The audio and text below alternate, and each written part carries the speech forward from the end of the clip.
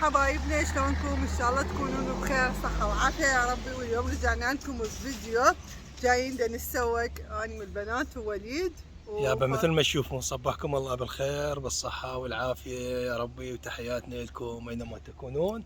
واليوم جيناكم انا ونور بفيديو جديد، واليوم راح نطوب مثل الماركت نتسوق وتشوفون ايش راح نشتري وشنو الاسعار. طبعا الاسعار نار. هسه راح ندخل ونشوف بنفسنا. تفاح. ليش اليوم التفاح مجمل؟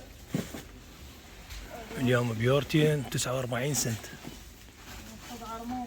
طبعا التخفيضات عندهم مستمرة دائما، عندهم بالاخص يوم السبت، لان تعرفون السبت بيعتبر عندهم هنا نهاية الاسبوع، والاحد عطلة، فيكون الاسعار عندهم تخفيضات، لان الاحد ما حد يفتح، يعني الماركتات مالتهم كلها مسكرة. ناخذ عرموط نور. عنب هذا الحلواني، هذا الجو مجمل. هذا ايوه حلواني. بيش الحلواني كيلو بيورو 59 سنت. هاي الكيوية الوحدة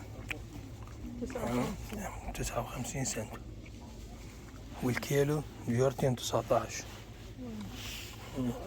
تاخذين كيلو؟ خذي كيلو بس شوفي شوي ليونه لو خشن قوي. انت شوف علي لازم. يلا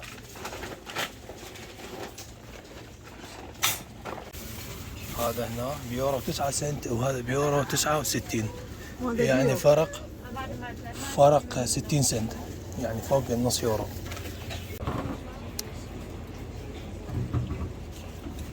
ليش طيب هذا؟ انا قطعه ثالث درجة. نعم.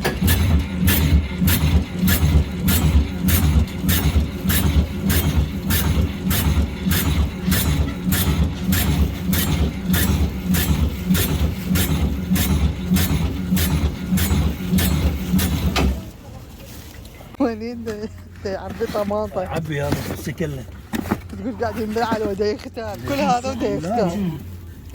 بس مثل هاي الصفرة ليش داخل الصفرة؟ خذ حمراء. اخذ حمراء مثليش. شوفوا الطماطة كم نوع، بس شوف يا باش قد عندهم انواع الطماطات. تخيل طماطات والطميطة والزرع مالتهم رفيق. هذا الجرجير مالهم هنا. رشاد الجرجير بيورو ونص 150 غرام. ناخذ الله يديمك يا رخص. ناخذ خس. ذاك اليوم اخذنا هذا العراقي. ناخذ من هذا ومن هذا. والله كان كلش طيب هذا. ناخذ واحد من هذا. ها اوكي ايش تقولي؟ يلا خذ لنا واحد من هذا، تاخذ من هذا العاد. هذا الطاب وهذا مجمولي. هذا الشوندر مالتهم هذا كلش طيب. ماكو علب همينه، سعره بيورو 39 بس طيبه بالسلك. طعمها بالسلك طيب. اي هنا ناخذ بوتيتا. اكو هنا واكو هاي، يعني هي كلها نظيفه. بهنا الثوم والفلفل. خلينا ناخذ ثوم. لا ما عندنا. زين هات شوي. احنا دائما نشتري هاي النوعيه مال الهايستي، كلش طيب. ناخذ لنا واحد لكريسماس، لان هم اعيادهم تبدي من شهر 11 15 11 هيك تقريبا. مو جمال من نص شهر 11 عندهم هاي النوعين طيبه كلش طيبه، ويا القهوه ويا الشاي. طبعا هذا تشوفون هذا زيت العنب، يعني ما اعرف شلون مستخرجين الزيت. اكو زيت العنب هاي اول مره، انا صراحه اول مره اشوفه زيت العنب. هذا منتج اسباني.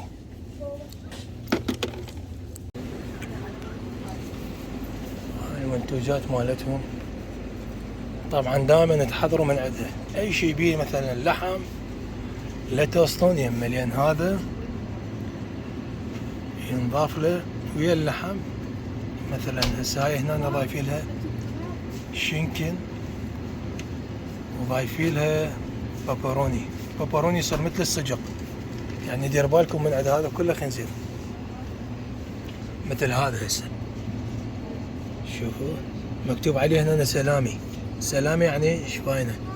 هاي هم يعني الخنزير هم تجنبوها، كل هاي الامور تجنبوها، مثل هاي طماطة وشغلات بالبيت تسوي احسن، يعني يكون اطيب وانظف.